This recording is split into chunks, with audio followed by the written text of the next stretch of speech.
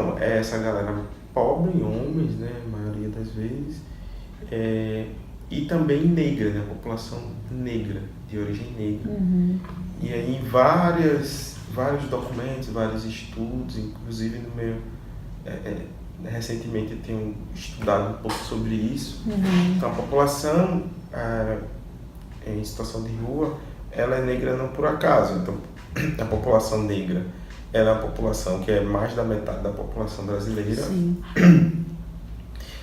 E a população negra, ela é pobre. Sim. Né? E a parcela da população extremamente pobre, que já é a população negra, Sim. portanto também é a população negra. Né? Claro que você vai encontrar pessoas brancas em situação de rua, Sim. mas são raras, né? São exceções. Em 1988, quando a Lei Áurea ela é assinada, né? Então a escravização das pessoas passa a não existir mais nesse momento, parece que foi um grande avanço. E assim, do ponto de vista legal até foi. E para a gente não fazer uma análise de como foi, de como seria hoje, que é impossível, de fato, o mundo todo estava nessa onda de liberar as pessoas negras, né? E o Brasil foi nessa onda. Só que a população negra, de um dia para a noite, ela passa a não ser mais escravizada, mas passa a ser liberta sem ter nada. Então, essas pessoas são forjadas numa violência, num sofrimento o tempo todo. Então, é um sofrimento histórico, né, que a população em situação de rua hoje tem. Então, quando a gente chega para, por exemplo, fazer uma escuta dessa pessoa, muitas delas têm na sua história de dizer que a mãe também foi violenta ou foi violentada, o pai foi morto, foi preso. É sempre uma história muito violenta. E utiliza o termo população em situação de rua, porque a ideia a palavra situação, ela dá essa ideia de transitoriedade. Então, significa que a pessoa pode estar num momento mais próximo, num momento um pouco mais distante dessa situação. Se apresenta, muitas vezes, como única possibilidade e não como alternativa. Entende? Não é que eu decidi ir para a rua porque eu vou ganhar dinheiro na rua, é mais fácil. Não. É a alternativa que eu tenho. Sim. Se eu ficar em casa, eu fico com fome. Sim. Se eu ficar em casa, eu não dou comida para os meus filhos. Sim. E esse é um processo que, assim, com o avanço do capitalismo, com essa ideia de que todo mundo precisa ter muito dinheiro, que se você só é uma pessoa bem-sucedida na vida, se você tiver muito dinheiro, que a sua felicidade é medida, inclusive, pela questão material. Então, isso foi se acirrando de forma na sociedade, que essas pessoas que nunca foram inclusas, elas passam agora a ficar praticamente invisíveis. Tem uma fala de uma pessoa em situação de rua que ela disse uma vez, a gente fazendo um plantão psicológico, a gente fazia toda terça-feira aqui nas ruas daqui do centro, né? E tem uma galera que entrega sopa, alimento e tal. E ele diz assim, sabe o que é bom conversar assim? Porque a gente estava conversando com ele, né? Sabe o que é bom? Porque vocês param, escutam, olham a gente no olho e tal. E isso não acontece com a gente. As pessoas passam e simplesmente não olham. Até essa galera que dá sopa pra gente, ela dá a sopa e dá o pão e não olha pra gente. Às vezes nem pergunta o nome da gente. Embora a gente tenha referência a técnicas, né, do K-pop, com a pessoa que trabalha no CAPS, com pessoas negras, que mais ou menos vai dizer pra gente como é determinada população ou outra, e que a gente vai aprender que uma escuta se faz de tal forma, e que a gente precisa fazer os relatórios e tal, tudinho, por mais que a gente aprenda e tenha que fazer isso mesmo. É no dia a dia da relação com esse público que, de fato, é possível estabelecer uma prática. De que a gente tem que... a nossa atuação ela tem que estar inteiramente ligada a todas as formas de violências possíveis, Sim. Então, eu preciso garantir que aquela pessoa que está na rua, ela não seja violentada, e para isso, se possível, eu quero garantir que ela esteja na rua e seja bem cuidada lá, que o poder público, o Estado, a sociedade, a família possa de fato coexistir com aquela pessoa, porque ela, em primeiro lugar, é um ser humano.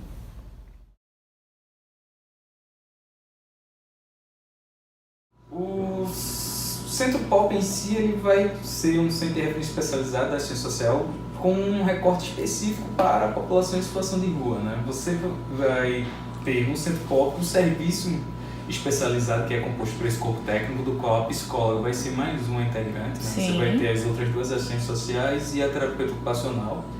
E aí o trabalho desse corpo técnico é fazer a identificação da violação de direito na qual aquele usuário está incluso, identificar quais são os pleitos que ele traz ao serviço, porque às vezes você pode ter apenas uma demanda mais imediata mesmo, sem apresentar uma maior crítica em relação ao seu projeto de reorganização de vida, etc. e tal, e às vezes não, vai estar trazendo algo mais complexo mesmo.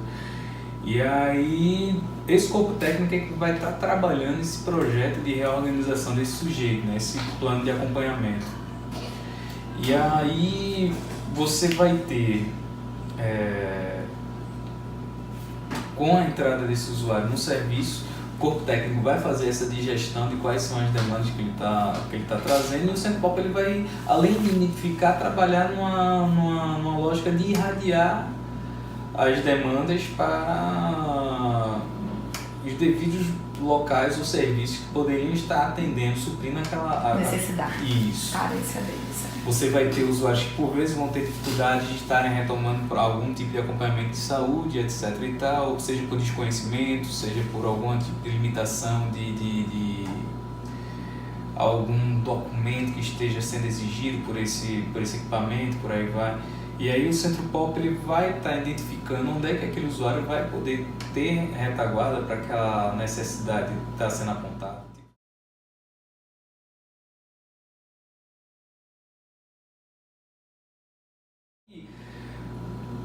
Pelo volume de pessoas que se concentram nesse território, a gente é insuficiente até para suprir toda essa demanda. Por isso que a gente tem uma lógica rotativa. É feita uma triagem, uma espécie de triagem.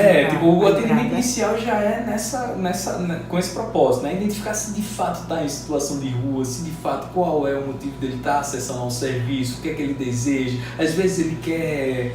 A situação de rua dele é muito momentânea. A estratégia que a gente criou para estar fazendo com que essa fila de espera seja mais coerente é o estudo de casos, né? Onde cada equipe filtra os seus casos prioritários, leva para um momento de discussão que acontece uma vez por semana lá na secretaria, e aí a gente tem um feedback das casas de acolhida para saber quais são as vagas que estão, em qual equipamento, para que perfil de público. Da mesma forma que aqui no Centro Pop a gente vai estar trazendo, dos 30 que vieram com pleito de abrigamento, a gente vai estar avaliando já aqui internamente quais são aqueles mais prioritários, porque a gente sabe que não vai ter vaga para todo mundo. Aí cada equipe faz o mesmo processo. E aí a gente vai, por vezes, em cada encontro, às vezes tiramos alguém que ou desistiu, ou sumiu do mapa, ou evoluiu bem positivamente, conseguiu um emprego, voltou para a casa da mãe. O papel do psicólogo com a Pop Rua se exige muito por conta eu acredito que da flutuação do público. Você tem uma certa dificuldade, às vezes, você tem um trabalho contínuo com aquele sujeito, porque hora ele pode estar aqui, hora ele pode não estar, e daqui a pouco ele reaparece e você não tem a convicção de algumas suspeitas que você acaba trazendo ao longo daquelas oportunidades de atendimento. E aí, por vezes, uma estratégia é exatamente fortalecendo a sua perspectiva, compartilhando ela, fazendo estudo de caso com outros equipamentos da rede, né, pelo qual ele passou e tudo mais. A gente vai ter alguns perfis bem resistentes até alguns encaminhamentos para aprofundamento, né? Porque aqui a gente vai estar fazendo esse papel de tentativa de diagnóstico e tal, de triagem, identificação e irradiação de algumas problemáticas. Mas às vezes isso aí não vai ser efetivado, seja por uma resistência do usuário. E aí, às vezes, é muito importante esse olhar do psicólogo para tentar fazer uma avaliação de qual seria a melhor abordagem para tentar trabalhar esses encaminhamentos com o usuário, por aí vai. Mas, como eu disse, tipo, acaba que todo mundo aqui acaba sendo exigido o fator coringa. E aí, tipo... E como tem também essas limitações de tempo, né? Você não vai ter o psicólogo aqui de segunda a sexta, você vai ter ele em momentos específicos. E aí você vai ter, por vezes, uma necessidade maior de ter aquele trabalho sendo absorvido pelos demais políticos. A política de saúde, a política de habitação, a política de educação, etc. O usuário, por vezes, vai chegar aqui no centro pop meio adoecido. A própria rua em si adoece, né? Como eu disse, às vezes, não esperava perder o meu emprego, perdi meu emprego, não tenho qualquer familiar, estou em situação de rua 2 semanas, nunca me vi em situação de rua, posso chegar aqui irritado pra cacete, porque disseram pra mim que aqui ia me ajudar, que ia salvar minha vida aqui e tal, e eu tô chegando aqui, pô, não vou pra abrigo nenhum, tá me dizendo que tem um bocado de gente na minha frente, tô vendo um monte de mala, pá, não sei o que, como é que pode, eu não ser prioridade e tal, e não sei o que, e dá uma despirocada. E aí, tipo, esse cara é assim o tempo todo, que agressividade é essa e tal, ou é só um momento? Desespero, né? Sabe? Um surto. Enrola sabe? muito, sabe? É muito constante, porque a gente acaba trabalhando muito em cima da mediação da limitação. E aí, por vezes, o usuário que está vindo para cá, ele está vindo com demandas imediatas, para ontem. Mas a gente precisa observar mais essa estrutura. A estrutura do indivíduo, essa estrutura familiar, que é super importante na vida de cada um, né? E aí, de que forma você vai lidar com essa problemática, no caso do usuário, né? Quem está na rua, né? Então, ainda é um termo que eu assim, me incomodo, sabe? Morador de rua, porque para mim a rua não é moradia, né? É esse lugar de pertencimento. E aí a gente tem essa questão da subjetividade para ampliar mais esse conceito, né? E pertencimento. Nessa perspectiva, a gente faz todo um acompanhamento geral da vida desse indivíduo, saber se tem telefone de contato da família, justamente para essa reinserção. E aí a gente vai fazer os encaminhamentos devidos. Se geralmente quem está na rua eles perdem documentos, aí a gente vai também orientar e vai dar todo o suporte para que eles tirem a segunda via de documentação, né? Para poder ter acesso aos outros benefícios, como eu citei agora, Bolsa Família, subscrição do CadÚnico, né? Curso de profissionalização que muitas vezes a própria secretaria ou outras ONGs, né, elas oferecem, então tem esse perfil. E aí a gente também faz a averiguação com relação à questão da escolaridade, porque alguns cursos eles obrigam minimamente a ter o 2º grau, né?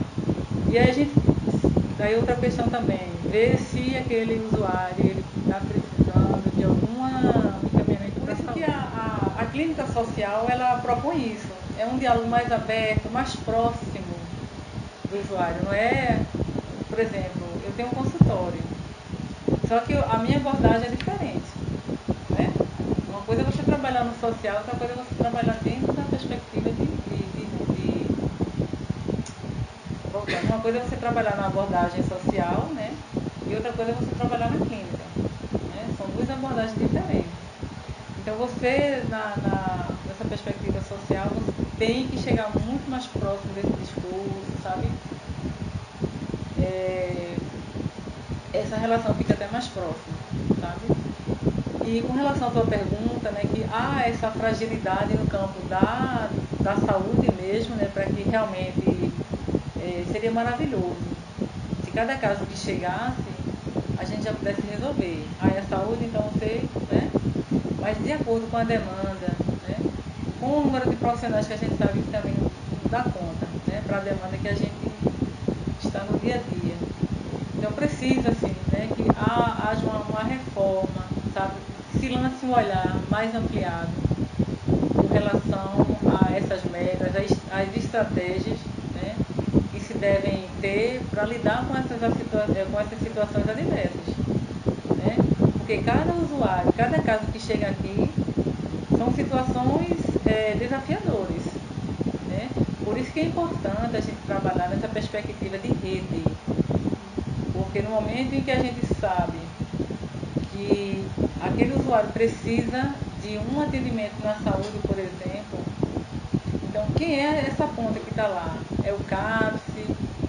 É o quê? É o Correio de Câncer, né? Porque a gente tem que trabalhar com todos os equipamentos. Então a gente trabalha muito essa questão da autonomia, incentiva bastante para que os usuários, os moradores de rua, eles voltem a estudar, né?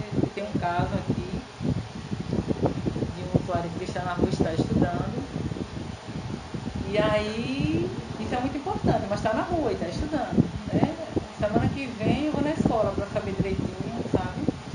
Então são esses avanços, essas conquistas que a gente é muito gratificante, sabe, meninas? Quando a gente realmente vê minimamente o resultado, o trabalho levando efeito, né? De que vocês conseguem, de que vocês são capazes, de que a gente pode muito. O projeto é de uma ONG, que é Samaritanos, e dentro de Samaritanos, que é uma ONG que trabalha com pessoas em situação de vulnerabilidade, pessoas em situação de rua, tem esse projeto que a gente chama Empreender Rua. É um processo de fazer com que essas pessoas que estejam nessas condições possam empreender, possam aprender, possam retornar ao mercado de trabalho, né? Então hoje o nosso público são pessoas que já estão em casas de prefeitura, Casa Josué Castro, Casa O Recomeço também. Então dentro dessas pessoas nós escolhemos algumas pessoas que estavam afim desse projeto, que pensam na mudança de vida, né, de uma certa forma, e a gente trouxe para o Porto Social. E o Porto Social abraçou também essa causa junto com a prefeitura. Então assim, o nosso espaço lá, qual a função do psicólogo lá, né? A gente faz uma escuta individual com psicoterapia breve, né? Com foco em algumas situações do cotidiano de cada pessoa, de cada candidato, de cada paciente, como eu quero chamar, né? Enquanto a gente também está atendendo eles nesse processo de escuta individual, a gente também faz um processo de grupo, né?